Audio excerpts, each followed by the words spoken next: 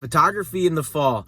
Man, if you want to see creativity, you give a bunch of middle schoolers cameras. In years past, for about the last decade, I've done a photography unit.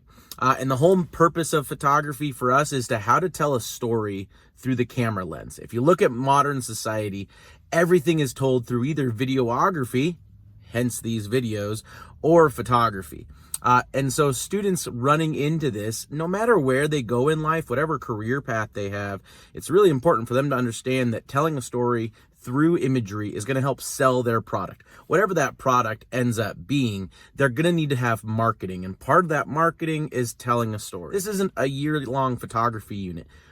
What it's geared to do, though, is to give kids a hands-on, real-world applicable skill set around telling a story, looking at rule of thirds, looking at leading lines, looking at angles and how to shoot angles to tell a story, looking at lighting and how lighting from back to front to side, how you can use lighting to morph these things, looking at action shots. Up until this year, we've been using cell phones in the classroom, and luckily this has been the biggest change we've found is the banning of cell phones in the classroom.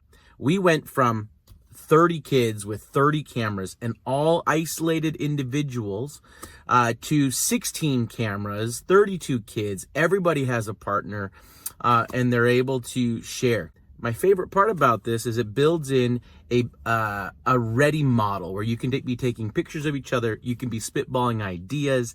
The kids have time to think while their partner's taking photos.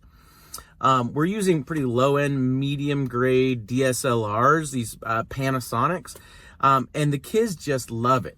They're able to get really crisp action shots. They have a long enough lens that they can reach out and get a good zoom. I've been really impressed overall with the kids' creativity this year compared to years past when we were just using cell phones. With cell phones, students always felt so isolated. They weren't willing to get out of their shell. But because of this partnership, they got to choose their partners. And that student choice, I feel like, is becoming more and more important. Or maybe I just didn't realize how important it was and I hadn't incorporated it into my classroom enough. But man, these partnerships with these cameras and the students, the creativity they're showing, coupled with using the fall colors in Oregon, have just created a wonderful opportunity for our kids to build on their knowledge base and to have meaningful, lasting connections to photography.